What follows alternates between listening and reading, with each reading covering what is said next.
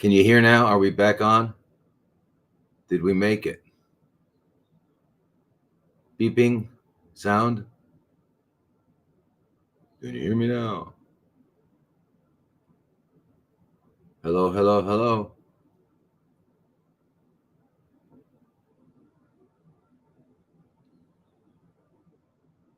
You can hear me on Facebook and everything. Okay, good. So I'm back on. Yeah, I've got one person. Actually, two people. Yeah. Okay, good. Cool. All right. So we made it. I don't know. Can hear now. Okay. Yeah. This happens every time. Why does it happen? Does this happen with? Do these things? If you all watch different live streams from different people on different platforms or whatever, does this stuff ever happen like consistently? I mean, weird things like beeping. It does happen to other people, so it's not just me. So I won't get more paranoid than I am. Okay. Anyway, yeah, Facebook's back. Emma, Lisa,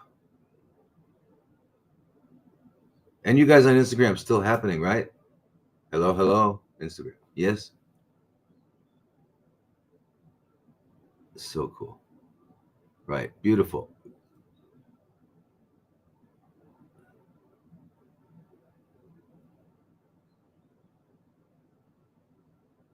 Beautiful. Okay, so I guess we're on. All right, cool. Let's go then. Right, we've got the numbers climbing. I want to get everybody up here, get as many people on as possible, because this is a very good question that Nancy's asked. Uh, and the topic was head and neck CFCs. Yay, sound is back on. Absolutely fantastic. Um, I was just reading that by Emma, and I was just wondering. I was just suddenly occurred to me, and I never asked the question, although it was in the back of my mind. Why do they call it the land down under? How did that come? How did that phrase come to be? Down under what? It's so weird. Because when you're on a ball in the middle of space, there is no down or up.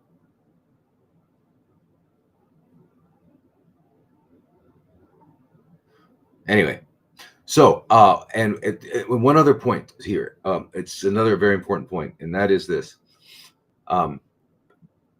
You submit a question here, or I have get questions, verbally, in real time when we're doing the groups, because we interact, and that's the thing about the groups, we interact. So it's like, and if you have any kind of medical problem, that I'm happy to help you go through it, and so it's like having weekly or consultations twice a week. So, but anyway, I don't answer questions.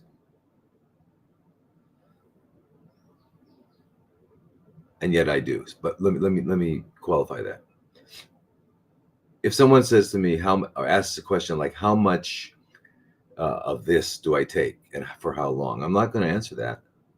I'm going to give the understanding of all the variables involved in this, so that you can answer it and answer many other things in the future. So my goal is really to give you understanding. I will give you the answers, but only when you're capable of understanding it, because I can tell by the question that you don't have the ability to understand what I'm going to answer until I've given you context and language. So anyway, just so you know, because I know a lot of people say, what's he talking about? Why is he going? I got 30 minutes on this question. Okay, so because of the location in the hemisphere, I know, but I mean that's but I mean, it's called the southern hemisphere. What if we called the southern hemisphere the northern hemisphere? Oh, I guess because north of what? In space, there's no north and south. Anyway, okay, so yeah. So anyway, so this is what just if you're new. So this person was saying they had a biopsy of a tongue lesion, which showed severe ulcerative epithelial dysplasia, and trying to take care of it themselves, which is a great idea, and taking antiparasitics and stuff, and methylene blue. And all right, so again, so let me get back to the fact that to the point I was um, making. Fantastic, Jason. Um, is that so you've kind of concluded that parasites might be involved in this, and that's absolutely true. Um, we don't. Here's the thing about parasites: we've all have parasites, and parasites are pretty ubiquitous. They're around, and they're only parasites to certain organisms, right? So a parasite is an organism that is in or on another organism and deriving benefit, and that organism is being harmed. That's the definition of a parasitic relationship.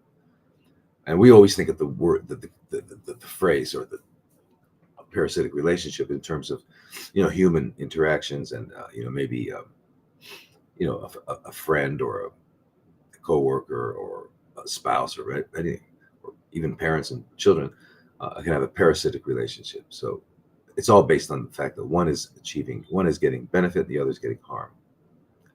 So anyway, so there are parasites, and are they involved in whatever's going on, negative, that's impacting our well-being in our bodies? Absolutely, absolutely. And is it a good idea to try and eliminate these parasites? Absolutely. So that's fine. But here's what's happening. You're looking at this as if, and I understand this is how Rockefeller wanted it for. Rocky and the gang. And by the way, they're still around. Rocky and the gang are, they're never left. They've never left. I mean, the original Rocky is not with us, but his children are. And what was it about? What was it in?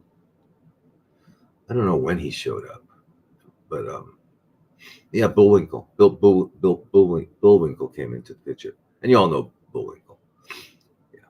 So Rocky and Bullwinkle. I don't know if you all know the original cartoon, but that's it. So Bullwinkle came into it, I think, in the '80s, right?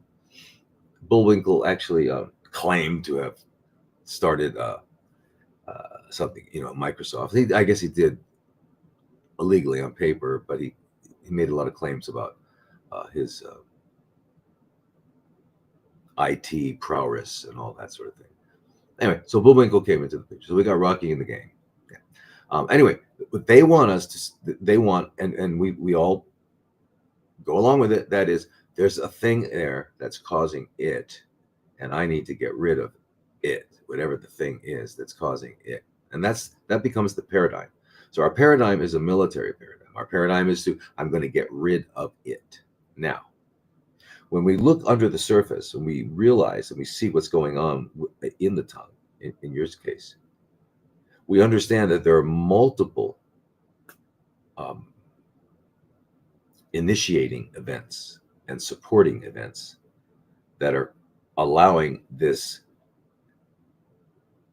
process to happen. So what is happening? Well, the diagnosis they gave you, because you put it in quotes, was severe ulcerative epithelial dysplasia, which says nothing. It tells you nothing. They make it sound like, wow, we are incredibly intelligent. Yeah, you're very intelligent. Okay, so the severe ulcerative epithelial dysplasia is merely a description. That's like saying, if I had I have a cut, I have a big gash in my arm, my skin, and I named it. I said, well, it looks like there is an opening in the skin with blood coming out. That would be the diagnosis. It's very important to understand that what they're calling a diagnosis is of no benefit to anyone except for them, because then they have the appropriate terminology, nomenclature to place this into the algorithm. Yeah, what is the algorithm? It's the instructions on how to proceed, and basically, excuse me, what are the products and services that the doctor can sell? Did I say sell? Yeah, I did. Why did I say sell? Because the medical industry is a business. It's a business. It's a great business. They're making lots of money. Um, and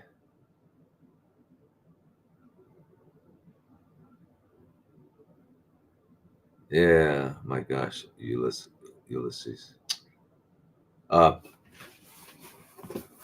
it's a business, and really, as a reminder to us all, business. The goal of business is to make a profit, and there's no business that I've ever run into or heard of that puts any effort into attempting to decrease the number of clients they have. I just never seen that. And so we have to understand that that's probably not what they're going to the medical profession would do, even though their stated mission and goal is such. So it's very strange. It's duplicitous. Anyway, severe ulcerative epithelial dysplasia. What it's saying is that severe means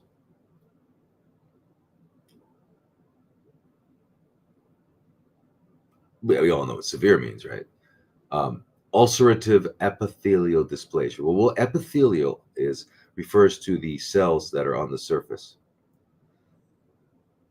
and they're on the surface of like especially over a mucous membrane, which is what the mouth, the oral cavity, the nasal cavity, the vaginal cavity, and even into the uh, rectum, and that in the rectum it goes up to about what 2 or 3 centimeters, 4 centimeters,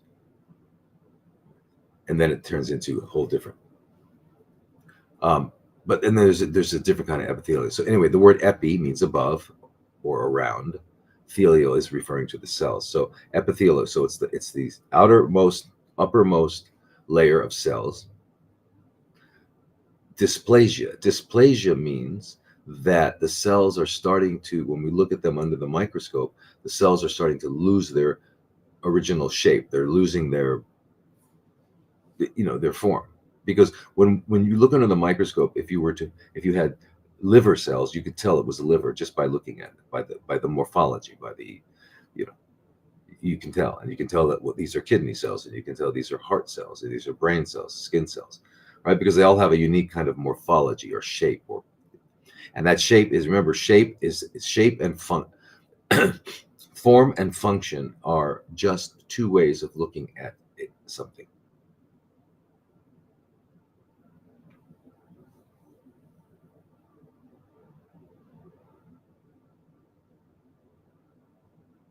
Yeah, Joshua, I look like Mr. Bean, huh? Robert, what's his name? Rowan?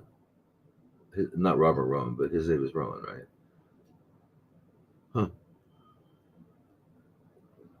Actually heard that before too. I've heard I look like, who's the other guy?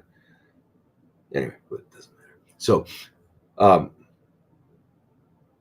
the digital, it's all happening. Biometric, it's all happening, Joshua. It's all happening, and if there was something we could do about it, we're not. Uh, so let me get back. Okay. So epithelial dysplasia. Dysplasia, just as I said, the cells are starting to look. And let me give you some other terminology. So if it looks like a normal cell, it'll look like, for example, kidney cells all have the same, depending on where. If you're in the tube of the kidney, if you're in the glomeruli, whatever tissue bed a cell is in, it has the exact, yeah, Atkins. There you go, Rowan Atkins. It has the exact. Do you know he has a PhD in is it astrophysics or something that's crazy? Anyway, um, so they all have the same shape morphology. That means the size of the nucleus compared to the size of the cytoplasm, and also the other organelles inside of it. That they all have their relative numbers and shape and all of that. Now, what happens with dysplasia is that form starts to change, and the reason form is changing, right, is because function is changing. All right, there's something going on metabolically. Metabolism you might think of as the engine or functioning of a cell, the metabolism. So there's something going on metabolically that is requiring different processing, and so the form is changing to accommodate these new requirements. So that's dysplasia. Then we get to, when it goes a little further, we get to metaplasia, right? Where it's like almost, it's really dysplasia. It's really dysplastic. And then you finally get to the term what they call neoplastic. And neoplastic or anaplastic are referring to malignancies, CFCs. All right, so it's a term that is used. Now, this is often a finding that women will find when you get a Pap smear. If you have an abnormal Pap smear, it will be that it's cervical dysplasia. All right, so that's all it means. So you severe, and it's forming an ulcer, and an ulcer just means a cavitation in tissue. So it's in the epithelial layer, right, of the tongue, and it's an ulcer, and there is a lot of dysplasia. That's all that says, but it doesn't tell you. So to say that that's a diagnosis, if the value of a diagnosis would be that now I know how this happened and how to resolve it. That's it, Al Pacino. Yeah, some people I've heard that before too, Al Pacino, which would make more sense since we're both Italian, but I get it with the Atkins. Anyway, so that what we're talking about is a very severe ulcer that is dysplastic, and dysplastic means the shapes are starting to change. That's what it means. It doesn't tell you how you got it and how to get rid of it. So what value is it? The value is it can be, it's got the proper nomenclature, therefore it's got a number, the ICD-9 or whatever we're on now. I don't know the number, but anyway, there are now codes for diagnoses. And so if people that are working in the medical world now, they've got to come up with a diagnosis that they in their book, which will have a number, a code. And in that code allows them to do what? To bill it. This is sales, folks. It's sales. It's sales. So, Nancy, what is important to note is that this process that's going on, rather than just, so there's, in other words, what's going on that caused your cells in this area of your body to start to change, right? Remember, form, function. So the reason they're changing, the form is changing because it's requiring an additional a function, a change in function. Okay, so the form is changing. Right, so understand that. It's very important. So the question we should be asking is what's causing, what's happening? Why is that happening? Rather than I want to get rid of it. Because what do you want to get rid of? We still haven't identified what's causing it. But the way our minds have been programmed to operate is that we want to get rid of the ulcer is it. I think that's how we would be looking at it, right? Because if there was a tumor, definitely we'd say that's it. We want to get rid of it. We want to get rid of this ulcer. Okay, so so what's going on? What's going on is that there is for a variety of reasons that no one will ever be able to even identify. The cells in that area have lost their mitochondria. They've lost their ability to produce energy at a really quick, efficient way. So since they've they've lost enough mitochondria, about 60% of them, then they now have to ferment. So this is the early part of a fermenting process. It hasn't reached the point at which they would call it Virgo or Capricorn, or whatever. Um, but once there are enough of these that have changed their shape completely, um, in order to accommodate the new metabolic requirements of fermentation, then we will have um, CFCs. You don't yet, and you don't need to, and you don't need to freak out. And so, it's correct in trying to identify. So yeah, parasite cleanse, would, of course, very important, but foremost is to clean the body, because whatever's going on there is going on everywhere, except that it is because of a multitude of variables. It's happening at that part of your body in the tongue. All right, and it's, remember, so chronically fermenting cells, whether they start in the ovary, they start in the kidney, the brain, bone marrow, it doesn't matter where they start. I mean, regardless of where they start, it's still the same process. Okay, and we name it by the location. So he has pancreatic CFC. Okay, they're not distinct and individual, so it's very important.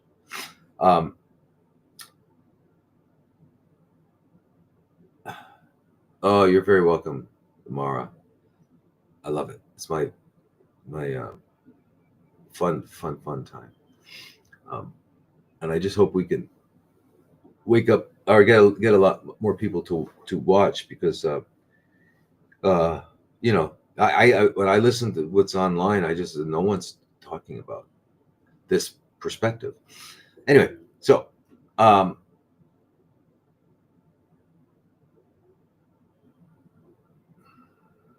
and so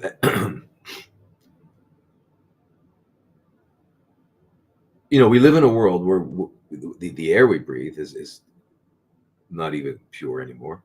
The water certainly isn't, and the food certainly isn't, or whatever and we're living in very artificial environments. But it's just crazy. It's amazing that we even survive. That's the amazing thing.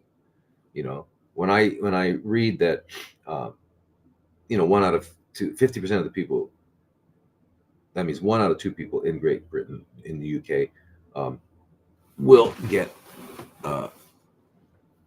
CFCs, will develop CFCs. You're welcome, Natalia, Natale. Yeah. Anyway. Yeah. Okay. Let me stop here a second. I thought Katie Couric was last night. Yeah. Let me. I didn't. I guess. I didn't get a chance to tell you, but we learned that the whole thing was a scam. Somebody had sent an email to us, and it was a Katie Couric scam. It wasn't real. So I think the guy was trying to get our social media accounts. Was trying to get enough information about them to hijack them. So what was it, last year or the year before? We couldn't access Facebook for 7 months. Somebody had it. They had hijacked it. It's just ridiculous. We're in the Wild West. Only we're in cyberspace. A CFC. Okay, Tanisha. So you must be new, because the CFC is a chronically fermenting cell, which is called by the Rockefellerian world, who developed allopathic medicine. That's what they call cancer. Okay, and cancer, as you know, Tanisha, is an astrological sign. It's nothing else. All right. What are they? They're chronically fermenting cells, and we call it that just because there's no fear associated with that, because it's a true statement, and it's just what it is. But the other word that they use is just 100% fear, and fear does not allow you to heal. So we don't use that. Okay. Anyway,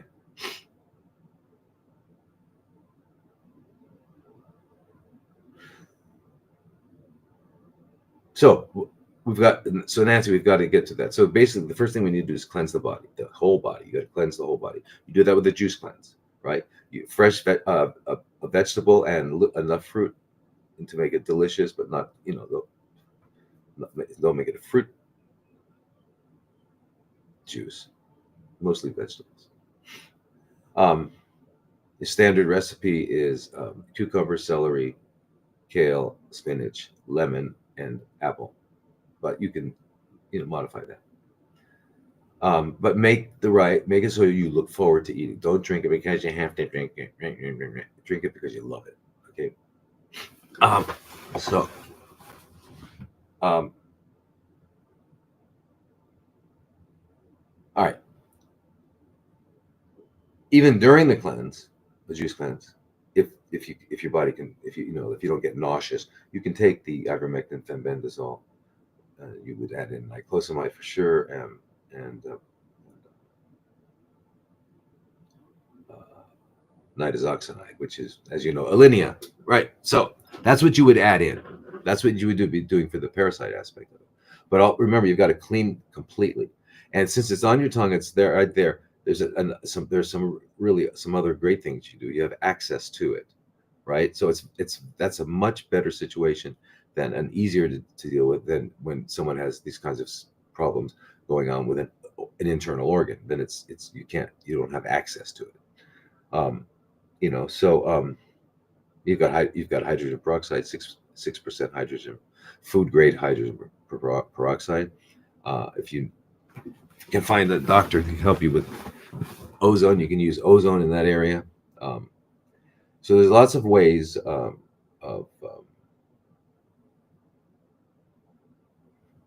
of directly affecting it, but in reality, we have to change it from within, systemically. Now, and the way we do that now, this applies. So whatever your question is, remember this. Whatever we're talking about with one person applies to everybody who may be in a similar situation, regardless of when it started, where it started, all that. Okay. So after the cleansing, and which includes the parasites and all that, at the same time, what we're doing is we realize that vitamins A, C, D, and E are essential, and we don't get enough because we haven't been eating properly. No, the black salve you couldn't put on because the mouth is wet and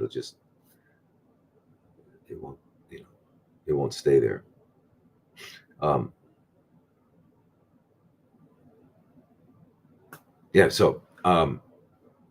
the vitamin C. So hopefully you've been watching long enough that that what we talk about here is to get your vitamin C, which is ascorbate. I don't like the word vitamin C because whatever you think a vitamin is how that you're going to hear that. So I don't like. It's kind of same thing with idioms or. So what I would call them, I would take them together. Yes. So what it is, it's ascorbate, and it's the molecule that is essential for life. Okay, and it's one of those molecules that we need to obtain from our environment, right? Like oxygen, like water, we need it. We're not going to produce it within, so we need to get it. It needs to be part of our diet, and that's what it is. Ascorbate is essential to life, and it also. And if you look at the functions that ascorbate have in our body, it's mind-boggling. I mean, without ascorbates, we can't make neurotransmitters like serotonin and dopamine. Yeah, right. I don't know. It's just incredible. So, and a few of those activities, consequences of the of ascorbate is to deal with CFC. So anyone who has CFCs, had that person had appropriate or had high enough levels of ascorbate in their plasma, or that it couldn't have happened. You would not have gotten developed or to that point. That's how powerful it is. So you want to get the level up to what is physiological. So we recommend 2 grams of liposomal sodium ascorbate 4 times a day. Vitamin D, 50,000 a day. Same with the vitamin A, but we do the mixed carotenoids, not just beta carotene. And the vitamin E is the tocotrienols and tocopherols, because there's 2 kinds. Okay, so that's what we do. And so you're getting enough of those because they're essential in your immune surveillance, and more than just surveillance, and being actively engaged. And then there's melatonin, got to get that way up, and then there's the iodine thyroid.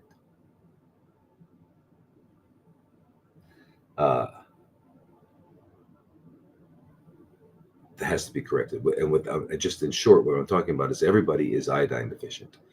And the reason, all right, so the reason everyone is iodine deficient is because we no longer get it in our food, unless we're eating sea vegetables. All right, because sea vegetables have high concentrations of it, not seafood, but different kinds of seaweed. And the Japanese are the Japanese and Koreans, and there's some coastal Chinese, old school. There I used a phrase, one of those idiot phrases, so I apologize. One of those traditional groups of people that are on the coast of China. So anyway, eating enough sea vegetables, because they concentrate it, like wakame can concentrate, which is a type of seaweed, can concentrate 30,000 times more than is in the seawater. That's crazy.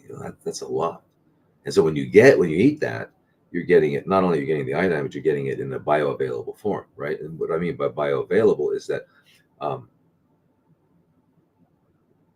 you can't pick up some soil and eat it. You could, but I mean, you're not going to be able to absorb the minerals out of it very, very well, a little bit, right? Yeah, the tocotrienols and tocopherol are part. Yeah, they come together, and you can find supplements with them, or you can actually find whole food substances. They used to make it from I forget what it was, wheat, germ, or whatever. But yeah.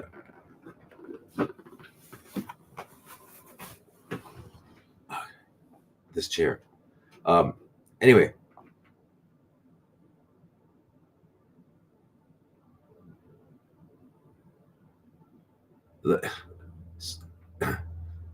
So because we're iodine deficient, because we're not eating a traditional Japanese diet, our thyroid gland cannot make thyroid hormone.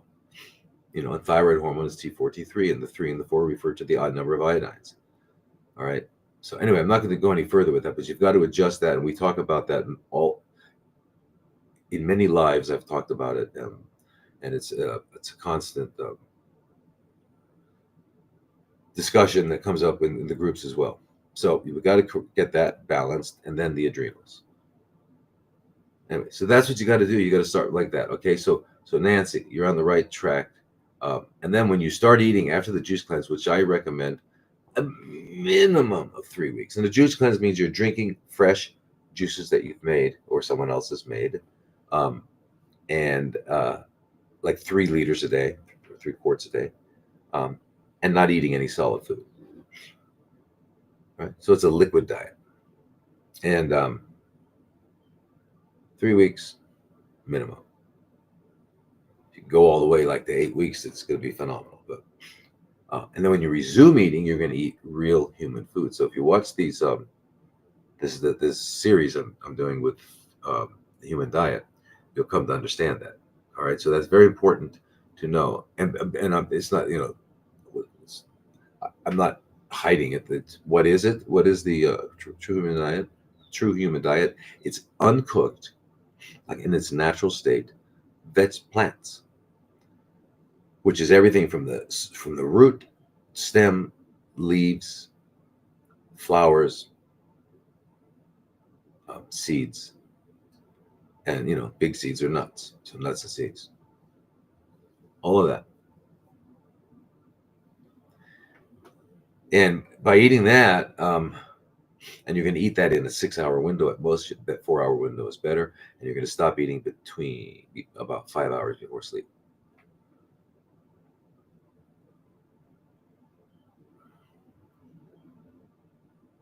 And you can do a lot of things with with like I said, 6% hydrogen peroxide.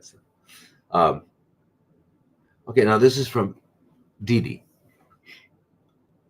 Adenocarcinoma cervical CFCs. What to do for this early stages? Okay, you're familiar with that? I think it was more common on typewriters, but they had ditto. Ditto was like a pair of quotation marks. In other words, the same thing I just said to Nancy regarding the tongue lesion. It's the same thing we'd say about cervical CFCs. So let me take apart that diagnosis by the brilliant physician and the pathologist, and he confirmed that it's adenocarcinoma. Adeno is anything that arises from a gland, and carcinoma is anything that any CFC that arises from either endothelial or epithelial cells. Wait.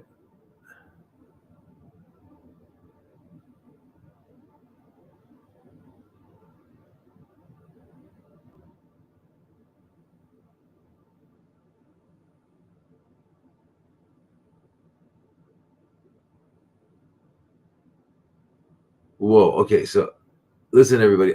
I can't. You've got to join the groups. One of the groups, so we can interact, because your questions are incredible, and I'd love to answer them. But I really need to follow and respect the people that have sent in their questions already. I've got to respect that. So please, Graves, all that stuff that you're asking, join the group so we can do that, or submit it for next week, okay? Because I really want to answer these. Yeah, people ask great questions, so join the group so I can talk to you. But remember, everything we're talking about here is relative to everybody. There's nothing that we ever talk about with anyone that is not relative to you, and you got to keep that in mind. Okay, so adenocarcinoma is a CFCs that arise from either epithelial or endothelial cells, and a gland, that are part of a gland. So you can have adenocarcinoma of the pancreas, of the breast, of the colon, of the ovaries, and cervix, because these are all glandular organs. All right. And so what to do? So also with the adenocarcinoma, you have of the cervix. I don't know if you said early stages, that we were hoping that you didn't have but you've got, listen, since you know that it's adenocarcinoma, you've got a biopsy. So I would stop there. I don't know your situation, so I can't advise you what to do. But early stages means that I would think that you're talking about either what they call stage 1 and 2, or 2, which is just, they've divided into stages for the same reason they put the diagnoses on them. And they do that because that allows them to justify whatever they're selling.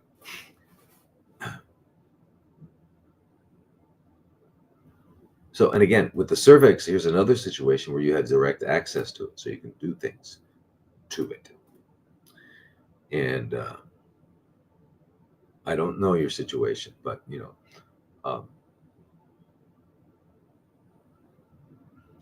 crushed fresh garlic we use for cervical dysplasia. Remember the word dysplasia? If someone has a pap smear where it shows cervical dysplasia, we could actually, by using the crushed garlic,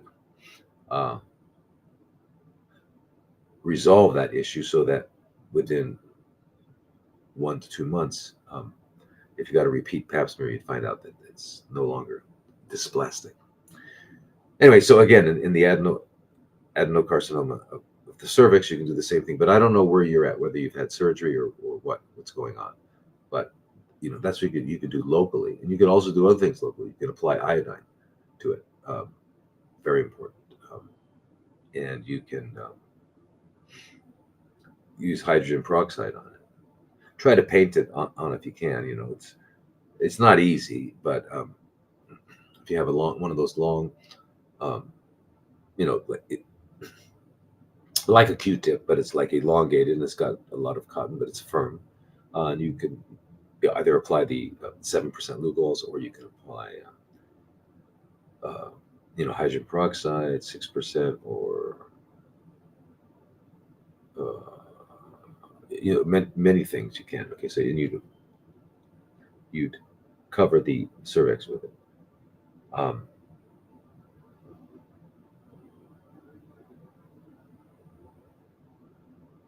But remember, from the outside, dealing with a situation like this from the outside is limited in the total benefit you can hope to see.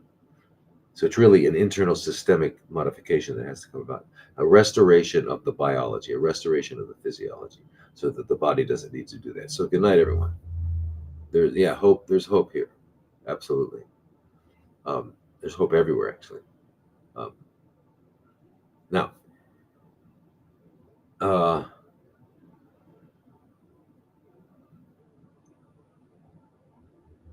and the most important thing that you can all do is to stop using their words, stop using their jargon. Don't use their jargon, because their jargon, they've got it the way it is, the way their linguistic formula works is that it leads to, it's death. It's like being on the train to death. It's the death train. So jump off that train. Using their words, staging, whatever, adenocarcinoma or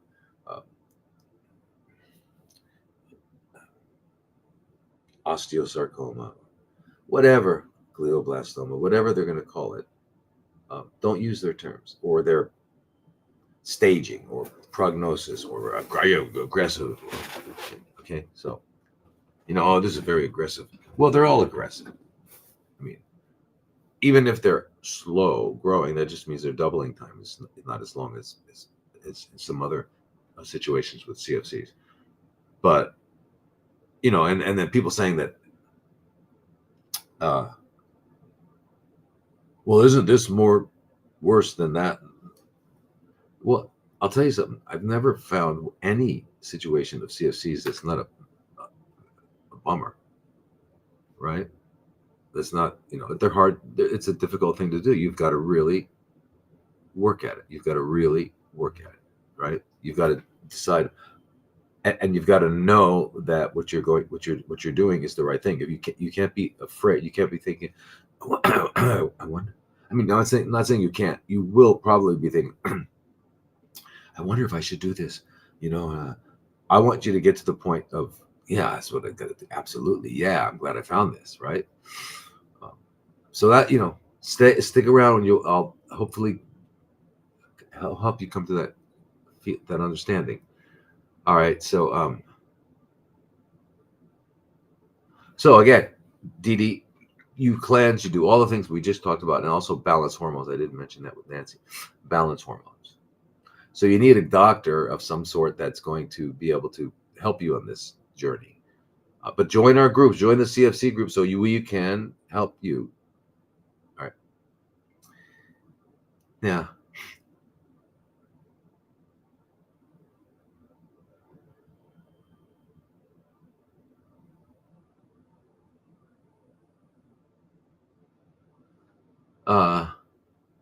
Wow. That's pretty crazy. So this is Ginger. She's saying that my 14-year-old granddaughter has an eating disorder of only eating 5 foods. homemade bread, milk, fig Newtons, and cheese. Right. That's only 4. I missed one. Anyway, well, even if we had the 5th one there, if keep in mind though, your granddaughter will only eat these things. Now keep in mind, she didn't decide out of all the things on the planet that she could eat these things. She was given all of these things, and that's how she became. The situation she's in, right? Homemade bread and milk, figs, and cheese, fig Newtons and cheese. And she also has severe sensory issues. Is there any way to reverse or minimize a low spectrum of autism? Not sure if that's her diagnosis. It's only a suspicion. What may be the best approach when food is the phobia? All right. Well, lots of different aspects to this. And you're right. In her situation, you said it was phobic. In her situation, the manifestation of her confusion is that she's only eating certain foods.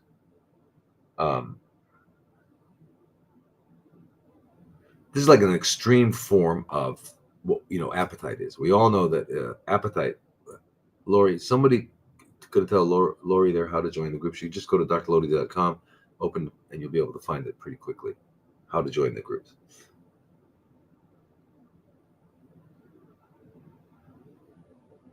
All right, so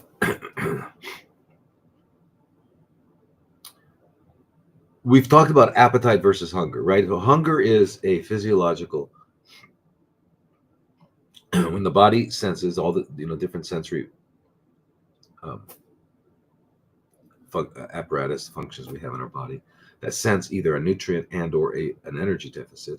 It sets in motion a whole avalanche of biochemical signals that turn into physiological movement, and you obtain food. And then once that energy and or energy deficit has been satisfied, you stop eating and drinking. That's physiological hunger. It's unlearned, and it's easily satisfied because it'll be alert. You'll be alerted to it when it's just mild. You won't get to a point of being malnourished. That won't happen, and that you have to try to replenish malnourishment. No, that won't happen. You'll be alerted to it along the way. So it's easy to satisfy, and as I said, it's non-specific. It's whatever's in front of you that is appropriate for your species. Now, there's where the problems come in with humans, because humans don't eat according to their to instinct. They eat according to their cultures because they were raised by families, or not, but we're still in a culture, and part of what the central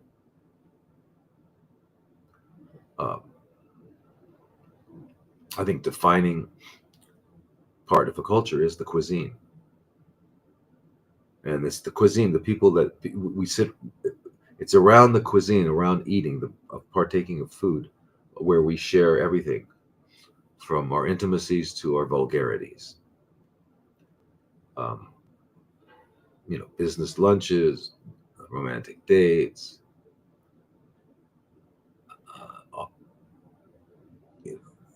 seminars. Food is an aspect of everything. So whatever is it that culture considers as food is what you become addicted to.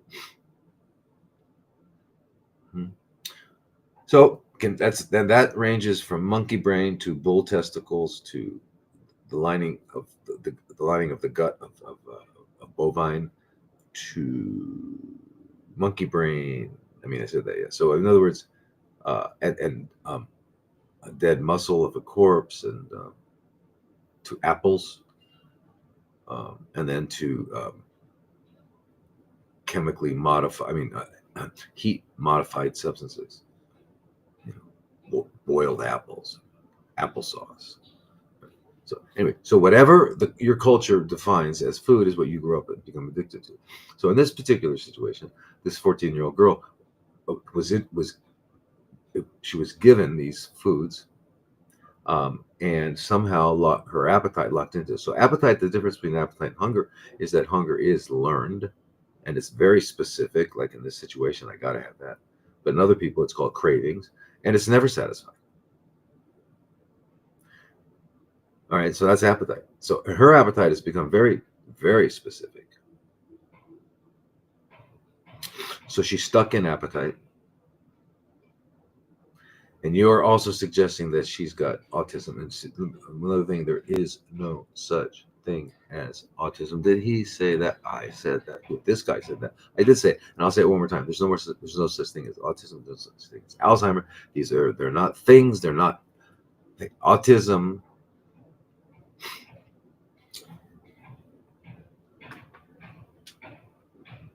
Like all of them were made up.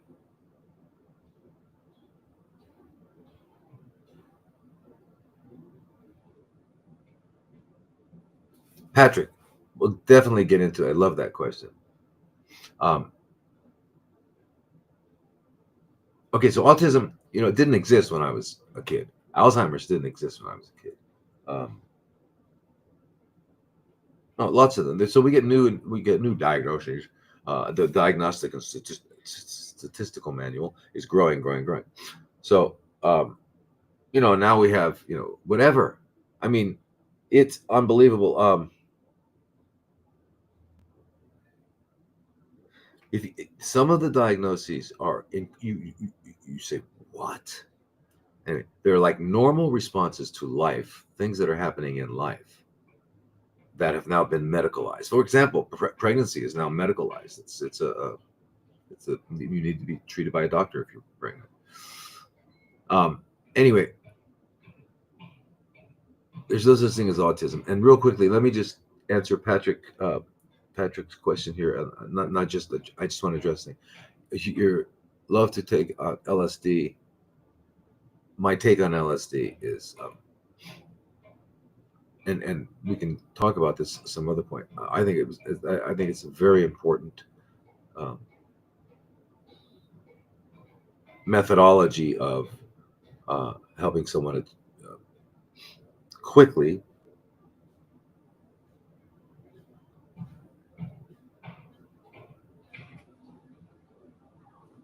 see through the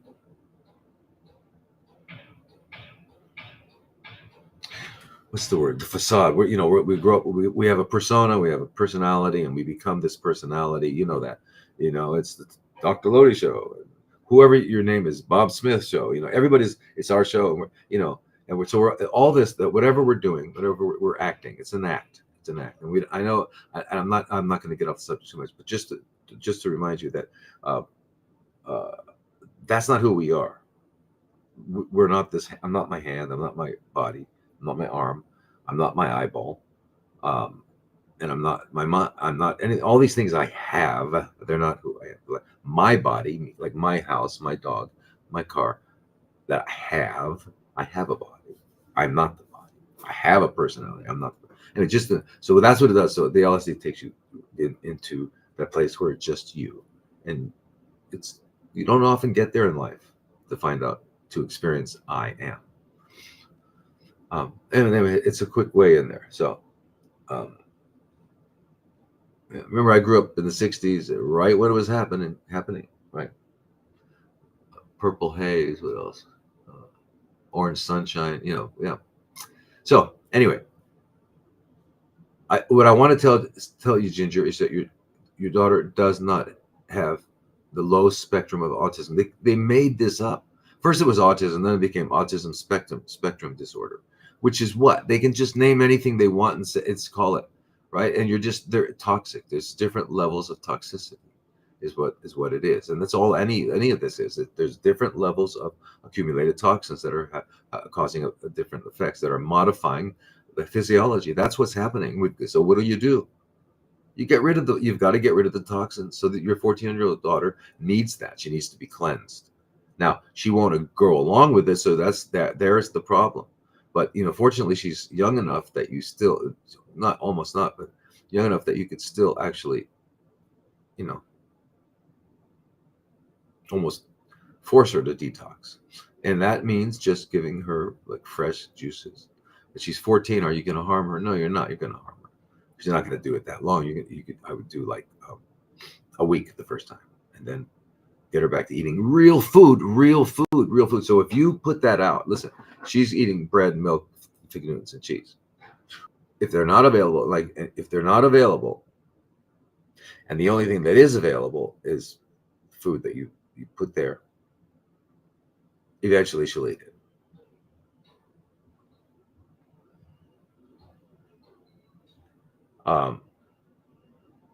Now, yes, there are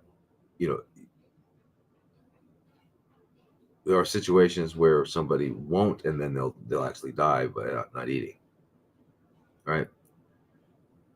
And so you've got to know that. But she needs to be cleansed. It's essential. Cleanse her and colonics, all that. If she's on medication, but you've got to do this with the guidance of someone. So, and I'd be happy to help you. Just join the group so that I can talk to you. And if I need to find out more, I can't just, realize I can't just come up with an answer, what you should do. But I can tell you about what you should do, and that is, again, you cleanse and start eating the right thing, right? The right thing, it's right and wrong. And start eating food that will it can be converted into flesh, blood, or energy. Okay. But forget the word diagnosis, because it's a nonsense. Rocky and his boys jargon. Rocky and his boys. They need to. All those guys, and even Bullwinkle. Bullwinkle, right? Bullwinkle is, I think, the number one financial supporter of the WHO. Yeah. Anyway, but my conclusion is this about Rocky and the boys: they've been and their descendants and Bullwinkle is what? Well, let me ask a question: why are they still breathing?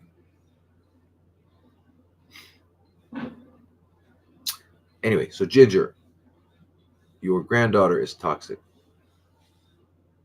She's not only toxic in her body, but now she's into some psychological aspect of it. So she's even either the physiological, biological consequences of the toxicity also have behavioral aspects to it, which is true. But there's also something psychologically that's not being satisfied. I don't know what that is. So like just as our body adapts, so does the mind adapt. And these adaptations are, again, what we call disorders or diseases. All right. So a lot to do there, Ginger. Okay. This is Marius. I've been trying to heal from a drug-resistant ringworm on my torso for over 8 months now. I've been on fluconazole, then itraconazole, and now terbinafine. I've used topical clotrimazole, terbinafine, homemade antifungal, apple cider vinegar. I've changed my diet to exclude grains, sugar, now eating mostly organic salads, soups, fish, meat, eggs, lots of homemade yogurt, sauerkraut. Nothing seems to be helping, so I'm thinking perhaps there's something else affecting my ability to heal from the fungus. What would you suggest? What combination of medications would be best in my case? I'm thinking the parasite cleanse to hopefully improve my immunity long term. All right, so that's a very you said a lot. It's a very complicated question or situation there. Right. Okay. So there's a ringworm on your torso, and I imagine you know for sure that, right? Um, I'm sure that if you're saying that, I'm sure it's not you just expect. You're not. I don't think it's just a suspicion. You must have gone to a dermatologist who did a biopsy and told you that's what it is, or you just scrape it, look under the microscope. Um, and so you've taken these antifungals, both orally and topically, and they're not working. And they're not working because the environment in which they live, which is your body, is supplying all they need. So your body is home. Your body is got all the food they need, a place to sleep, a place to have entertain. It's what they need. Why should they leave? Yeah, there's some stuff coming in here, but they can deal with it. Okay, so what I'm saying, what I'm suggesting is this: you need to make your body no longer hospitable, no longer the place to be, where there's no longer the food they need. There's no longer the comfort that they derive from living in your body, on your body, right? Because because you can't like I want to change the military paradigm that the Rocky and his boys have given us, and realize that the situation is an organism is only going to be in a place where it is being fed.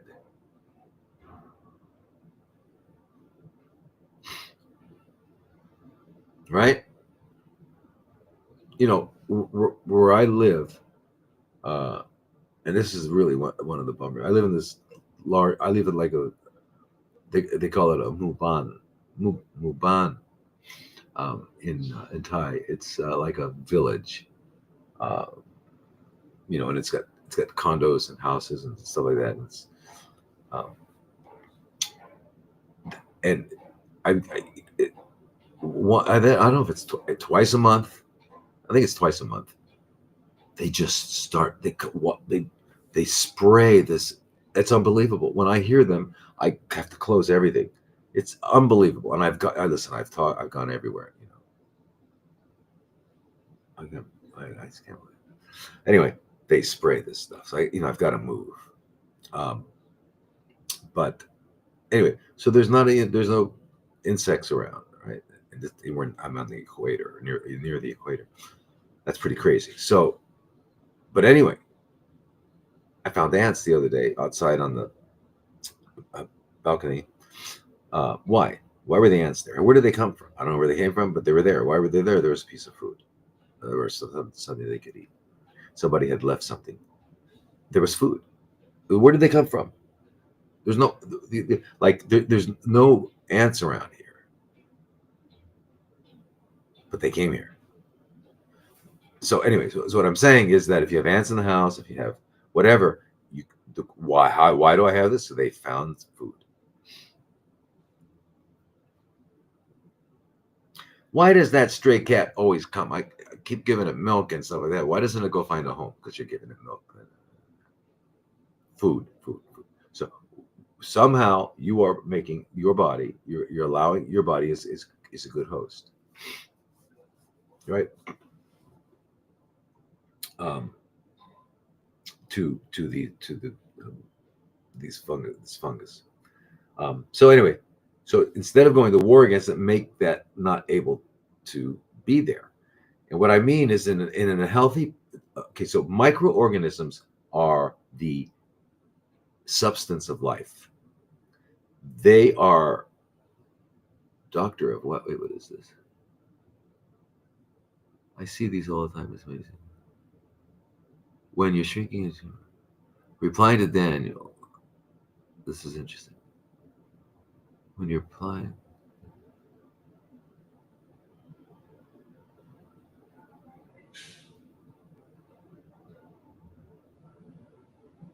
Don't talk to Dr. Lodi like that, bro. What did Brent A say? I'm sorry, I was very interested because I need to see it. Brent A. Anyway, Brent, are you having a hard day, Brent? I'm glad I have people on here. So, Brent, you didn't like what I say. So, and then the question is, doctor of what?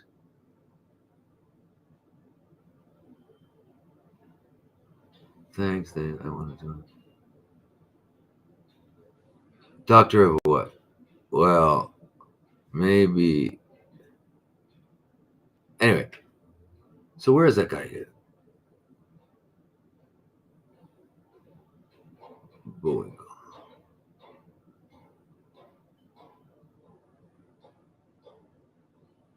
Brent. Okay, right. Doctor of what? A doctor of what? I'm not sure what that question means. Doctor of what? A doctor of what? Anyway, in the Rockefellerian nomenclature, I went through the hazing and all that to join the fraternity of MDs, mythology doctors. Anyway, you shouldn't worry about that, Brent. All of us, our concern is what? Is to restore health and harmony in our body, and then also in our relationships and on the planet. That's our goal. Our goal is not to find another reason to fight and to be fragmented. So, and don't go there. Save yourself. Don't look for something to like get angry about.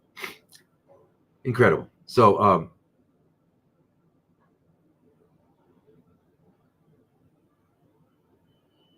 right. So, getting back to Marius.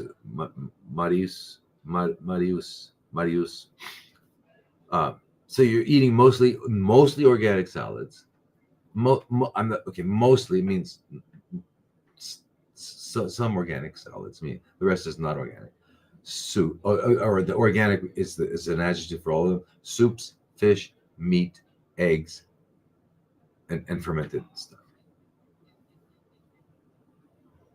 Nothing seems to be helping. So here's the thing: you're eating a lot of different substances, some of which are part of the human diet, but a lot of it is not. So the first thing you got to do, and everybody's got to do with any kind of illness, is to cleanse by taking large amounts, 3 liters, 3 quarts a day of a good combination of fruit, vegetables, and a little bit of fruit for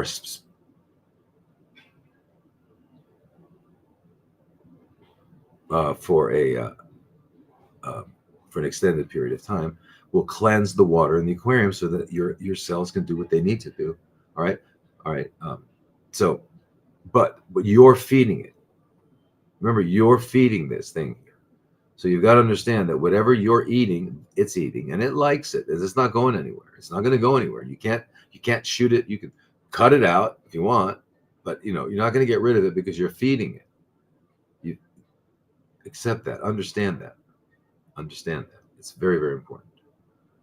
If what you were eating and your body was different, that wouldn't be happening.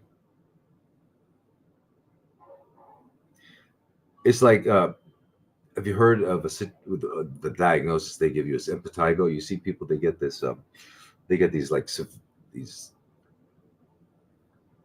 It's a staph. It's a recurrent staphylococcal infection.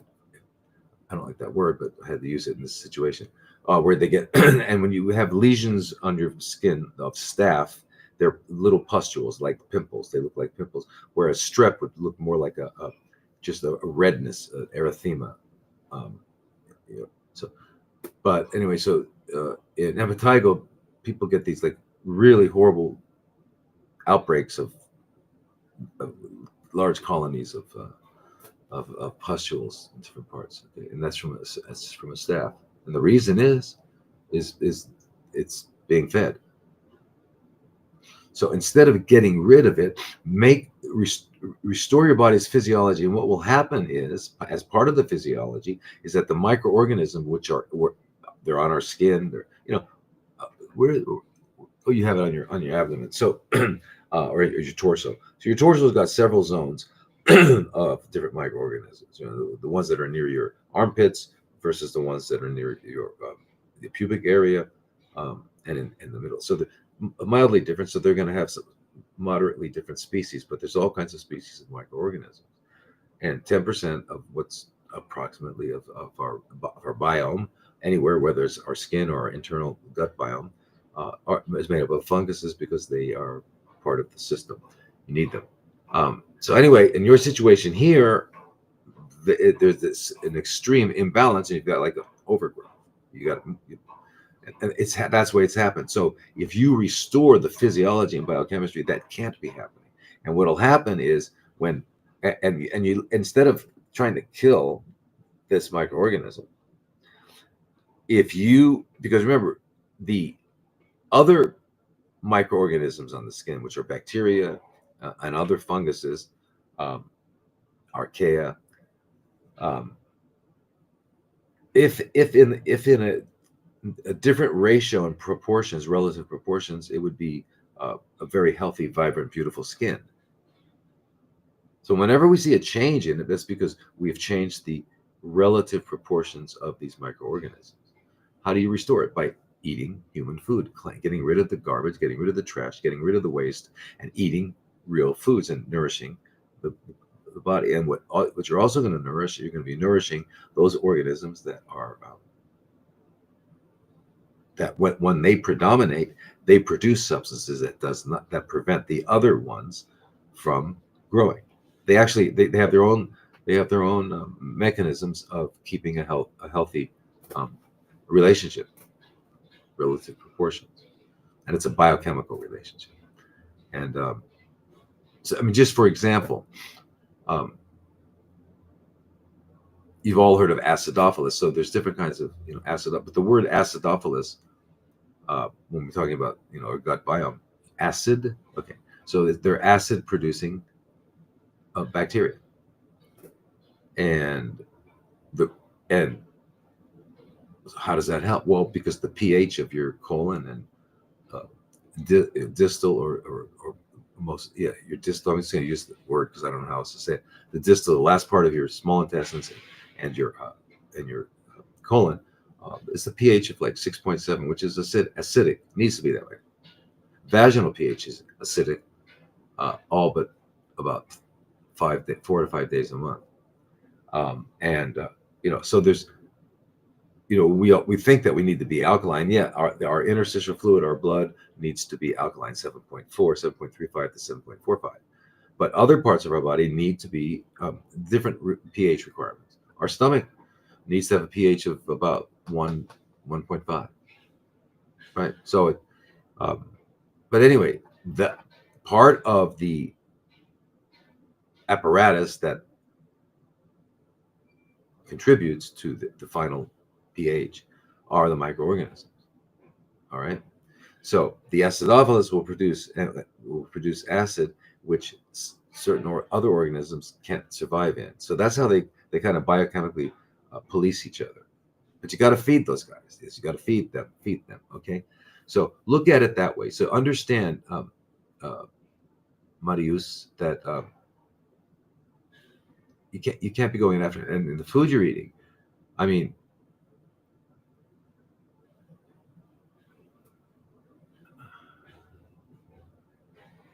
um,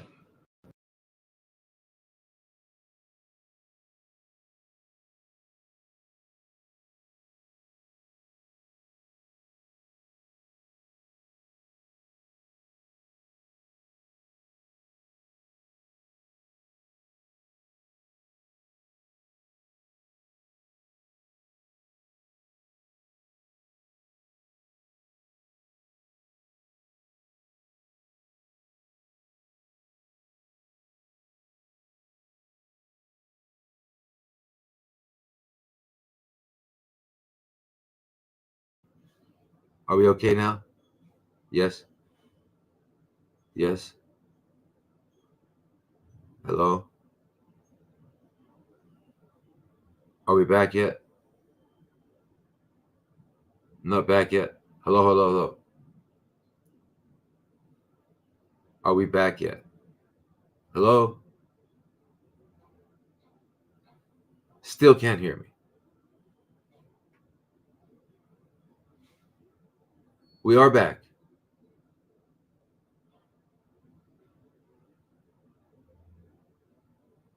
We're okay now? Okay, great. Unbelievable. Unbelievable. Anyway, I'm not going to get into that. Sounds on great. Fantastic. Thank you, everybody. Yeah. Yay. Uh,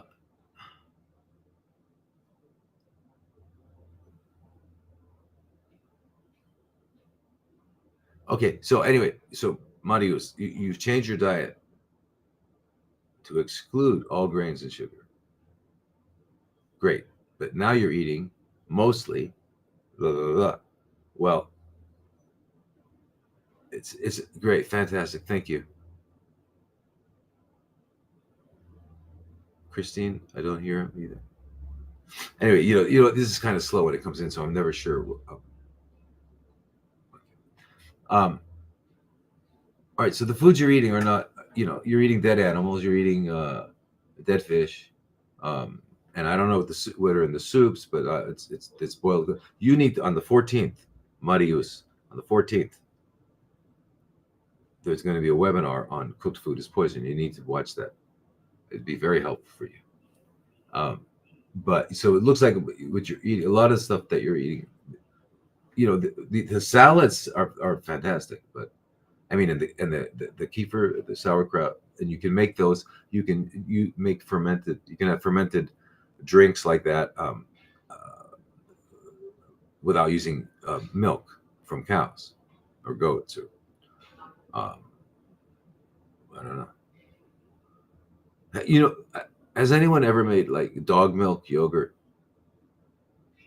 or rat milk yogurt or gorilla yogurt? That would be great, right? Gorilla yogurt. It's all pretty bizarre. So here's the thing: make the yogurt out of almond milk, Brazil nut milk. All right, and then of course fermenting vegetables. That's all very very important, and that's good. I'm glad you're doing that. But see if you can get away from the um, milk from other animals. Parasite as a part of this whole thing, absolutely part of it, right? And that would be, and you're taking. Okay, so a little confused. You said I'm thinking to do a parasite cleanse to hopefully improve my immunity long term. So, water kefir. Wow, that's fantastic. Is milk bad for us? Patrick's asking, or dairy? All right, just to quickly address that because that's a really really important situation. We'll get away from bad and good. We're just going to realize that milk is the great. Thank you, Hemi. Perfect. Milk is the food produced by each mammalian species. Mammal species. Mammals have milk. Frogs don't have milk. There's no frog milk and there's no fish milk. So it's only mammals that have milk. Now, so each species has their own particular formula. But the protein, because to supply the nutritional requirements and nutritional needs of that species. All right, so there's varying amounts of different aspects to it. So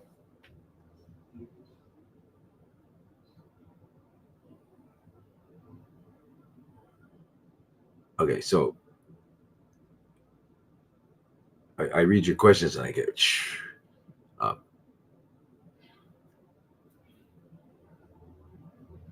right, so for example, we're at the bottom. We have only 5% of the caloric of the calories derived from human milk is in the form of what is called protein. And proteins are elongated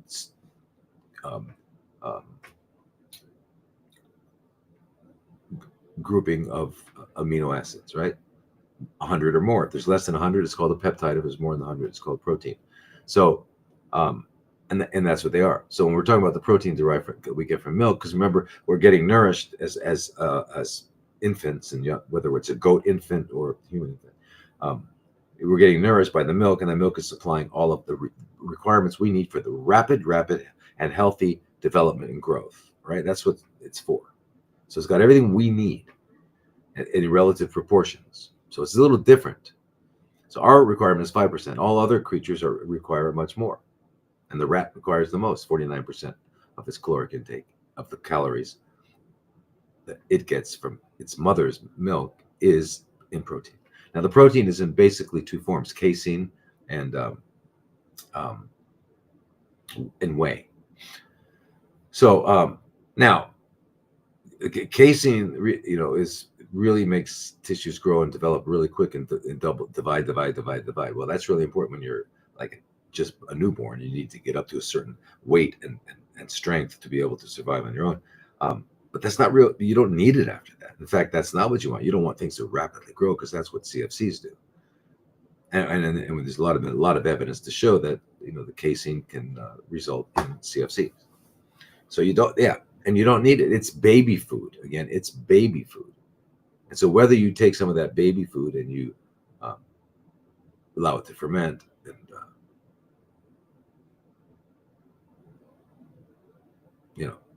and you develop what's called cheese and all that.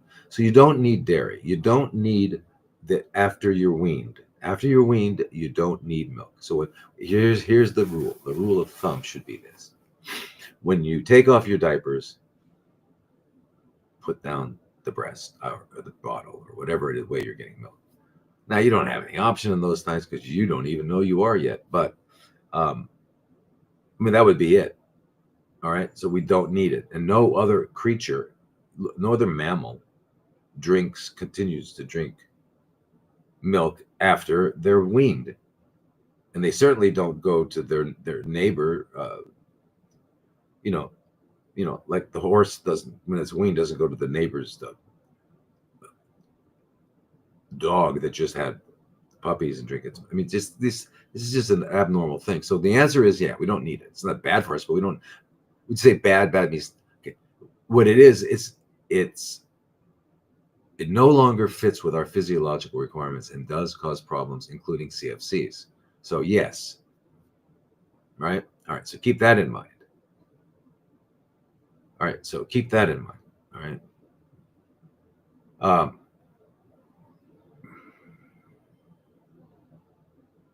Eggs. Okay.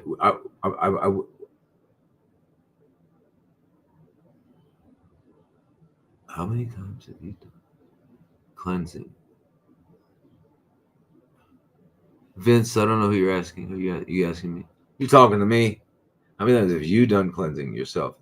Do you do per month, weekly? Vince, is that going to help? If you talking to me? Okay. So my answer is going to help you in your life somehow. I've done water fasting for 50 years. Cleansing. Been doing this a long time. I don't recommend anything that I don't do. I don't do nothing I don't do. I wouldn't tell you to do anything that I don't do. And by the way, everything I recommend for my mother when she was alive, my kids today, anybody, and myself. So yeah.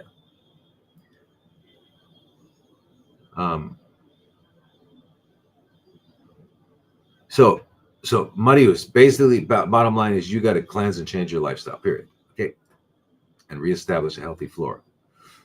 Okay. Now this is Jack. Hi, my mom's 70-year-old liver tumor still increasing after chemo. Has done 22 cycles. Should stop chemo. What do you recommend? Thank you. All right. So she's got a primary liver tumor. Are you saying it's a primary? It's a hepatoma, as they call it. In other words, it's not metastasized from somewhere, because the liver is a site of metastasis from multiple different organs. So if you're saying it's a primary tumor, means it's, and you'll know that because they're measuring something called alpha fetoprotein. All right. So anyway, um, it's still increasing after chemo. Well, that's yes. When standard high dose maximum tolerated chemotherapy is given, the hope of the oncologist is that the tumor or tumors will shrink to the point where they're no longer, they're no longer detectable. It doesn't mean they're gone. It just means they're no longer detectable. And then they're happy because you can't see it. But we do know that with maximum tolerated chemotherapy given in the appropriate way, that and this is well documented, they enhance every one of the 6 steps necessary for metastasis. So if you get high dose chemotherapy, you are ensuring to get metastasis and or continued growth for sure. So, so in this case, you didn't get that. You didn't get the shrinking of the tumor apparently. Now I don't know whether this is metastatic or whether it's primary or what. So I don't have really enough information. If you were in the groups, I could I'd ask you all these questions. We could really work this out. So what do I recommend? I recommend, Jack, everything that I've just said to everyone else about cleansing that. And I didn't mention the biological dentist. You got to go, especially with the tongue, you've got to go to the biological dentist. You've got to get a 3D cone beam CT, and you've got to have a real biological dentist certified by the IAOMT. Okay? Very, very essential, important. All right?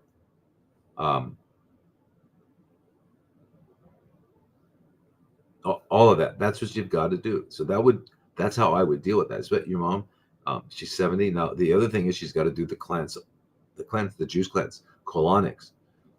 And remember something about the liver and the colon. The colon's one of its job. Probably it's one of its most important job. Well, they're all important. I'm speaking Western. I don't like to speak Westernese, but is to reabsorb water, because there's a lot of water that winds up in what we're eating. Once you chew and swallow the food, it becomes chyme, CHYME, and chyme goes through different phases depending on where in the intestines it is. And it's been mixed with different kinds of solutions in the body, as well as whatever water was in the original thing that you ate. So now that water that the body is using to digest and assimilate this, the body doesn't want to lose, and so so there's different parts of the gastrointestinal system that reabsorb water. So all the water that needs to be reabsorbed out of the food, so that the body doesn't lose water.